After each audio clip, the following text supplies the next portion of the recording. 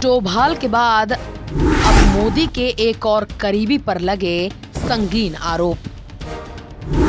एक एनकाउंटर और कई खुलासे, क्या मुसीबतों में फंस सकती है बीजेपी? नमस्कार, आप देख रहे हैं नेशन वन। मैं हूं कनक बिष्ट। आज बिग न्यूज में बात करेंगे सीएम मोदी को पीएम मोदी बनाने वाले अमित शाह की। अमित शाह की रणनीति और मोदी की छवि ने पूरे देश में बीजेपी का नक्शा बदलना शुरू कर दिया।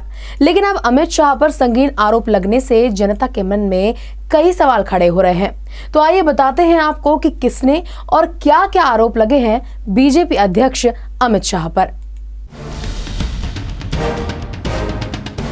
एक एनकाउंटर की जांच ने बीजेपी अध्यक्ष अमित शाह की मुश्किलें बढ़ा दी हैं।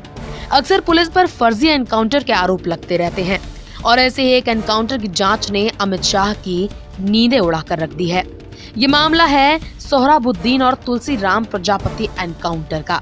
इस मामले में पूर्व मुख्य जांच अधिकारी अमिताभ ठाकुर ने सीबीआई की विशेष अदालत में अपनी बात रखते हुए कई हैरान कर देने वाले खुलासे किए हैं। अमिताभ ठाकुर ने बताया कि इन मामलों से बीजेपी के राष्ट्रीय अध्यक्ष अमित शाह और 4 अन्य लोगों को राजनीतिक और आर्थिक फायदा हुआ है।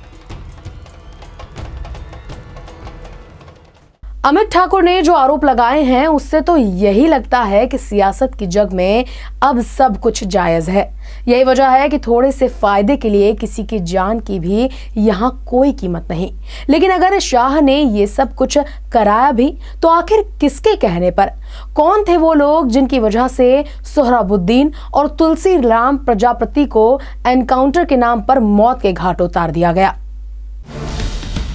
26 नवंबर 2005 को एक एनकाउंटर में सोहराबुद्दीन की मौत हो गई।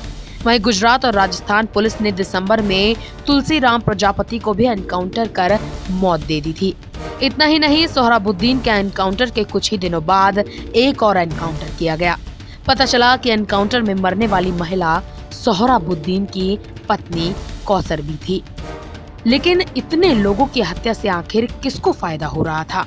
वो कौन थे जो इन्हें जिंदा देखना नहीं चाहते थे? बताया जा रहा है कि इन सभी के पीछे अहमदाबाद के बिल्डर पटेल ब्रदर्स का हाथ है और इनकी मौत भी उनके कहने पर ही कराई गई थी। लेकिन बीजेपी के अध्यक्ष अमित शाह पर इस तरह के संगीन आरोप लगाने वाले अमिताभ ठाकुर आखिर कौन है और उसका इस केस से क्या लेना देना है? आइए आपको बताते हैं। इन एनकाउंटर के दौरान अमिताभ ठाकुर गांधीनगर में सीबीआई के एसपी थे और सोहराबुद्दीन एनकाउंटर केस के मुख्य जांच अधिकारी भी थे। यही वजह है कि इस मामले में उन्होंने यूं ही अमित शाह का नाम नहीं लिया है। वहीं इस एनकाउंटर के दौरान अमित शाह गुजरात के गृह मंत्री थे। उन्होंने बताया कि इन एनकाउंटर के बाद किस तरह शाह और दूसरे लोगों को पैसे दिए गए थे। अमिताभ ठाकुर के आरोप। पटेल भाइयों ने अमित शाह को 70 लाख रुपए दिए। यह रकम शाह को 3 इंस्टॉलमेंट में दी गई थी।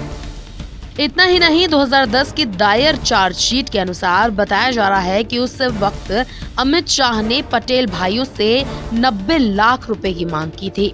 वहीं चार्जशीट के अनुसार डीजी वंजारा पर भी आरोप लगे हैं। बताया गया है कि डीजी वंजारा को भी 60 लाख रुपए का फायदा पहुंचाया गया है। नेशन वन से सुष्मिता मुखर्जी की रिपोर्ट। हालांकि इस पूरे मामले में एनकाउंटर शामिल अन्य अधिकारियों को किसी तरह का फायदा मिलने की बात से अमिताभ ने इनकार किया है। वहीं अमिताभ ने सीबीआई कोर्ट में यह भी कहा कि उनके पास कोई सबूत नहीं है जिससे वो अपनी बातों को साबित कर सके। वहीं जब अमिताभ से पूछा गया कि क्या फर्जी एनकाउंटर का कोई चश्मदीद गवाह है तो इस पर उन्होंने कहा कि नहीं, ऐसा कोई नहीं है। लेकिन फिलहाल बीजेपी अध्यक्ष अमित शाह पर जो संगीन आरोप अमिताभ ने लगाए हैं उसे जुड़े कोई परिणाम वो नहीं पेश कर सके हैं। ऐसे में शाह को लेकर कही गई उनकी बातें कितनी सच्ची हैं ये तो फिलहाल अमिताभ और अमित शाह ही जानते हैं। ऐसे में देखना यह है कि आगे सोहराबुद्दीन मामले में क्या नया मोड़ आता है। आज मेरे साथ बिग न्यूज में इतना ही। देश दुनिया की तमाम बड़ी खबरों के लिए आप बने रहे हमारे साथ। नमस्कार।